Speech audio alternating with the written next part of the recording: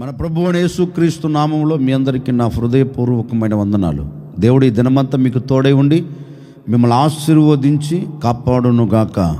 పరిశుద్ధ గ్రంథంలో నుండి యెషయా ప్రవచన గ్రంథం 30వ అధ్యాయం 19వ వాక్యాన్ని నేను చదువుతా ఉన్నాను. సియోనులో యెరూషలేములోనే ఒక జనము కాపురముండును. జనమా, నీవిక నే మాత్రము కన్నీళ్ళు విడవవు. దేవుడు తన ప్రజలతో ఒక శ్రేష్టమైన మాట చెబుతున్నాడండి. అంటే కన్నీరు కారుస్తున్న ప్రజలతో, కన్నీళ్ళ మధ్యలో నిలిచిపోయిన ప్రజలతో ఒక శ్రేష్టమైన మాట చెబుతున్నారు. జనమా, కన్నీరు కార్చే ప్రజలారా, ఇక మీదట మీరు కన్నీరు విడవరు.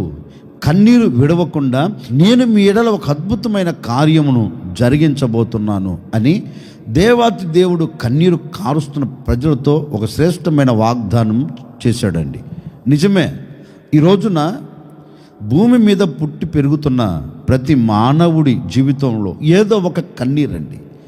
కన్నీరు లేని మానవుడు భూమి మీద ఉన్నాడా అని భూతద్దం పెట్టి వెతికినా ఈ భూలోకములో నరములాడుతున్న ఏ నరుడు కూడా కంటికి కనపడడండి. ఏ నరుడైనా ఏదో ఒక విషయంలో కన్నీరు కార్చవలసిందే. నాకు కన్నీరు రాదండి, నేను కన్నీరు కార్చనండి, నాకు ఏ బాధ లేదు అండి అనేదానికి ఆస్కారం లేదండి. ప్రతివాడు ఏదో ఒక విషయంలో కన్నీరు కారుస్తూనే ఉంటాడు. అది రోగము వలన కావచ్చు, అది ఆర్థిక ఇబ్బందుల వలన కావచ్చు, అది కుటుంబంలో పొడచూపుతున్న సమస్యల వలన కావచ్చు అండి. ఏ విషయంలోనైనా ఏదో ఒక కోణంలో కన్నీరు కారుస్తూనే ఉంటాడండి మానవుడు.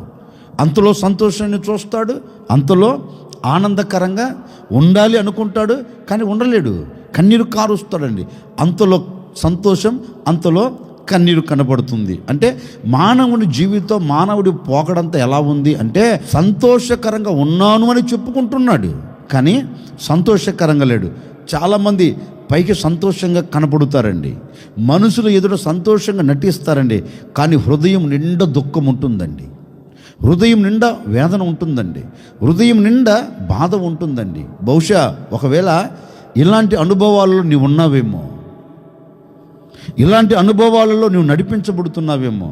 ఓ సేవకుడిగా ఈ ఉదయకాల సమయంలో మనసారా నేను కోరుకుంటున్నాను, ఏ దుఃఖం నిన్ను వెంటాడుతుందో, ఏ కన్నీరు నిన్ను చుట్టుముట్టేసిందో, ఏ పరిస్థితుల ప్రభావం వలన నీవు కృషించిపోయి కృంగిపోతున్నావో నాకు తెలియదండి. ఈ ఉదయకాల సమయంలో నా ప్రభు నీతో చెప్పకనే చెబుతున్నాడు, కన్నీరు కారుస్తున్న సర్వ సమాజమా, మీరందరూ భయపడవలసిన అక్కర్లేదు. మీ అందరికీ నా ప్రభు ఒక శుభవార్త మీకు తెలియచేయబోతూ ఉన్నాడు. ఈ ఉదయకాల సమయము నుండి, ఈ మాటలు వింటున్న సమయము నుండి మీ దుఃఖానికి నా దేవుడు ముగింపును కలుగ చేయబోతూ ఉన్నాడు. మీ కన్నీరును నా దేవుడు తుడిచివేయబోతూ ఉన్నాడు. జనమా, కన్నీరు కారుస్తున్న ప్రజలారా, కన్నీళ్లతో ఈ మాటలు వింటున్న సర్వ సమాజమా, ఇక మీదట నీవు కన్నీరు విడవకుండా నా దేవుడు నీ కుటుంబం పట్ల ఒక అద్భుతమైన కార్యమును జరిగించబోతూ ఉన్నాడు, ఒక ఆశ్చర్యమైన కార్యమును నెరవేర్చి ముగించబోతూ ఉన్నాడు. కనుక ఈ దినమంతా నువ్వు సంతోషాన్ని నువ్వు చూడబోతూ ఉన్నావు. నీ బ్రతుకు దినములన్నిట ఆనందకరంగా నువ్వు సాగి వెళ్ళబోతూ ఉన్నావు. నీ కన్నీటి బాష్ప బిందువును నా దేవుడు తుడిచివేయబోతూ ఉన్నాడు. నీ కన్నీలకు నా దేవుడు ముగింపును కలగ చేయబోతూ ఉన్నాడు. ఇక మీదట నీవు కన్నీరు విడవకుండా నా దేవుడు ఆశ్చర్యమైన కార్యమును జరిగించునుగాక. లేఖనం అంటుంది, జనమా, నీవిక మీదట కన్నీరు విడవవు. మరి ఎప్పుడు మనం కన్నీరు విడవకుండా ఎప్పుడు మనం బ్రతకగలుగుతాం? పరిశుద్ధ గ్రంథం నుండి ఒక చిన్న మాట, అదే యెషయా గ్రంథంలోనే 30వ అధ్యాయం 19వ వాక్యంలోనే రాయబడిన మాట నేను చదువుతూ ఉన్నాను, మీరు జాగ్రత్తగా ఆలకించండి. ఆయన నీ మొర విని నిశ్చయముగా నిన్ను కరుణించును, ఆయన నీ మాట వినగానే నీకు ఉత్తరమిచ్చును. సాక్షాత్తుగా దేవుడే చెప్తున్నాడండి, నేను నీ కన్నీరును తుడిచివేస్తాను. మన కన్నీరు తుడిచివేయబడాలంటే మనం ఏం చేయాలి? లేఖనం అంటుంది, నీ కన్నీరు తుడవబడినట్లు నీవు ఆయన సన్నిధిలోనికి వెళ్ళి ఆయన సన్నిధిలో చేరి నీవు మొరపెడితే, అంటే నీ కన్నీళ్లకు కారణం ఏదో, నీ హృదయములోంచి వేదన వస్తున్న ఆ వేదనకు కారణమేంటో, నిన్ను అలుముకొని, నిన్ను కృంగదీసి, నిన్ను నవ్వుల పాలు చేసి, నీ హృదయం నిండా మనోదుఖము గలదానవై బ్రతికేదానికి కారణం ఏదో, ఏదైనా కావచ్చు. నీ కన్యలకు కారణం ఏదో వాటిని బట్టి నీవు దేవుని సన్నిధిలోనికి వెళ్ళి దేవుని సన్నిధిలో చేరి నీవు మోకరించి కన్నీరు కార్చి నువ్వు మొరపెడితే, నీవు మోకరించి దేవుని పాదాలు పట్టుకొని నీవు మొరపెడితే నీ మొరను ఆయన వింటాడంటండి. ఏంటి అయ్యా, ఈ విషయంలో నేను కన్నీరు చూస్తున్నాను, ఈ విషయంలో నేను కలత చెందుతున్నాను, ఈ విషయంలో నేను కష్టంలోనికి వెళ్ళాను, ఈ చోట నుంచి నన్ను లేవనెత్తవా, ఈ చోట నుంచి నాకు విడుదల కలగచేయవా, ఈ చోట నుంచి నన్ను తప్పించవా అని నువ్వు దేవుని సన్నిధిలోనికి వెళ్ళి దేవుని పాదాలు పట్టుకొని నీవు మొరపెడితే ఆయన ఏం చేస్తాడో తెలుసండి. నీ కన్నీళ్లకు కారణం ఏదో దాన్ని బట్టి నీవు మొరపెడుతున్నావు గనక నీ మొరవిని ఆయన ఏం చేస్తాడంటే నీకు ఉత్తరం ఇస్తాడంటండి. నీ మాట వినగానే నీకు ఉత్తరం ఇస్తాడంట. అయ్యో, నా కుమారుడు, నా కుమార్తె నా సన్నిధిలోనికి వచ్చి తనకు కలిగిన వేదనను బట్టి, తనకు కలిగిన కష్టమును బట్టి, తనకు కలిగిన బాధను బట్టి, తనకు కలిగిన శోధనను బట్టి నా చెంతకు చేరి నా పాదాలు పట్టుకొని నా చెంత ప్రార్థిస్తున్నారు కదా, గనుక నేను వారి మాట వినాలి, వారి మరణం అంగీకరించాలి, వారి పెదవులలో నుంచి వచ్చే ప్రతి ప్రార్థనను నేను విని వారికి ఉత్తరం ఇవ్వాలి అని ఆయన మరుక్షణమండి, నీ మాట విన్న మరుక్షణమే నీకు ఎలాంటి ఉత్తరం ఇస్తాడో తెలుసా?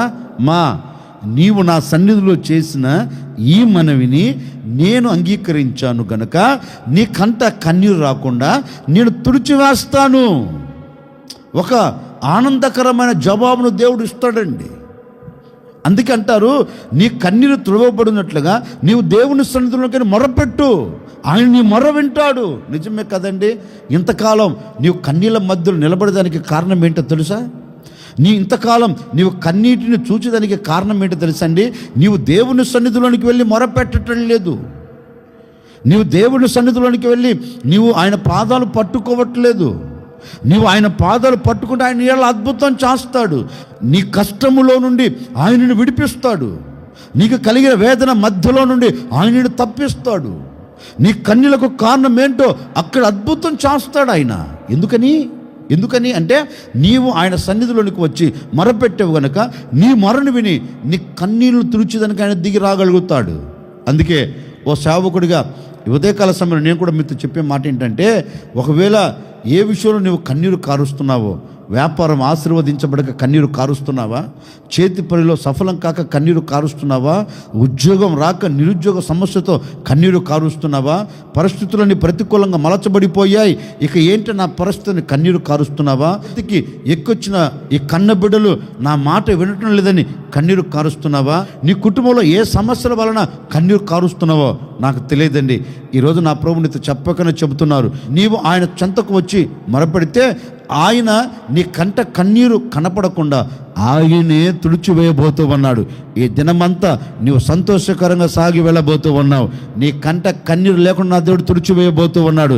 ఈ ఉదయకాల సమయంలో నీవు మొరపెట్టి ఓ చిన్న ప్రార్థన చేసుకుని, అయ్యా వేపారానికి వెళుతున్నాను, చేతి పనికి వెళుతున్నాను, ఉద్యోగ విషయంలో వెళుతున్నాను, చదువుల పరంగా వెళుతున్నాను, నా కుటుంబ పోషణ కొరకు వెళుతున్నాను అని ఒక చిన్న ప్రార్థన చేసుకుని నువ్వు అడుగు బయట పెడతండి. ఈ దినం ఎక్కడ నీ కంట కన్నీరు లేకుండా దేవుడు తుడిచివేయబోతూ ఉన్నాడు.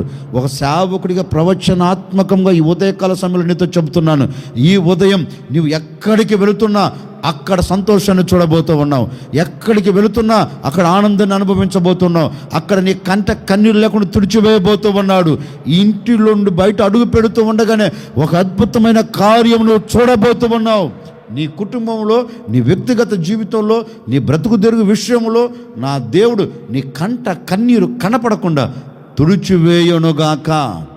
వాటన్నిటి మధ్యలోంచి నా దేవుడు నేను తప్పించునుగాక. ఈరోజు ఒకే ఒక నిర్ణయం అండి, నీ కంట కన్నీరు తుడిచివేయబడాలి అంటే నువ్వు దేవుని సన్నిధిలోకి వచ్చి ప్రార్థన చేసుకుని అడుగు బయటపెట్టు.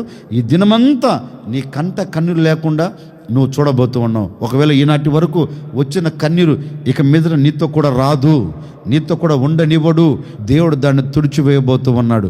దేవుని సన్నిధిలో మన పితరులు ఎంతోమంది ప్రార్థన చేశారండి. హిజ్కియా కన్నీరు కార్చి ప్రార్థన చేశాడు.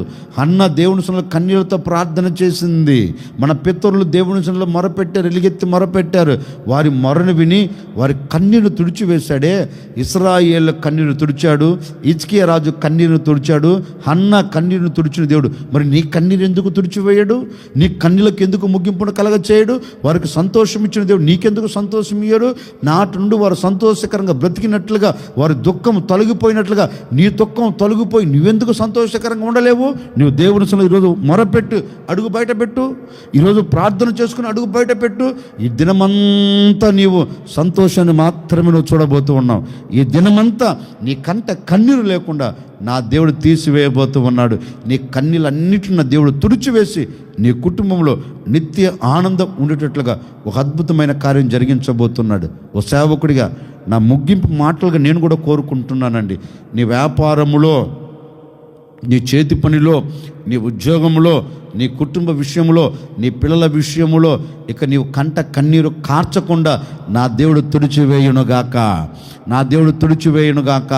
నీ కంట కన్నీరు కనపడకుండా ఆయన నీ మొర విని నిశ్చయముగా నిన్ను కరుణించబోతూ ఉన్నాడు.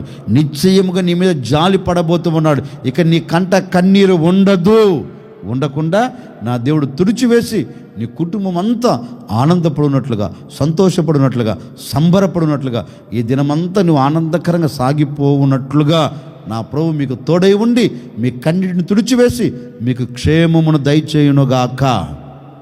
తల్ల వంచడం చిన్న ప్రార్థన. ఆశ్చర్యకరుడా మీకు స్తోత్రాలు చెల్లిస్తున్నాం. మీరంతైనా సర్వశక్తి కలిగిన దేవుడు. గడిచిన దినాలన్నీ మీరు మమ్మల్ని కాపాడారు. వెళుతున్న ప్రయాణం, వస్తున్న ప్రయాణం, చేస్తున్న దానిలో ఒక కాపుదలు మీరు అనుగ్రహించారు. మరొక దినమును కూడా మీరు మాకు కృపతో జ్ఞాపకం చేసుకుని దయచేశారు నాయన. మేము నిన్నటి వారమైనప్పటికీ మరొక దినములో మీరు మమ్మల్ని ప్రవేశపెట్టారు. అందును బట్టి మీకు స్తోత్రము తండ్రి. ఈ దినమంతా ఈ బిడ్డలు కంట కన్నీరు కార్చకుండా వీరి కన్నీటిని అంతటిని మీరు తుడిచివేసినందుకే మీకు స్తోత్రం నాయన.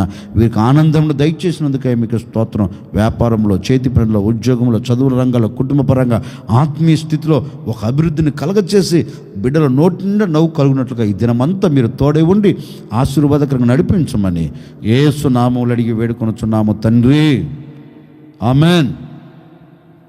ఈ దినమంతా నా ప్రభు మీకు తోడై ఉండి మీరు చేస్తున్న వ్యాపారం, చేస్తున్న చేతి పని, చేస్తున్న ఉద్యోగం, మీ రాకపోకలలో మీ కుటుంబం అంతటిని నా దేవుడు కాపాడి మీ కన్నీరంతటిని తుడిచివేయునుగాక.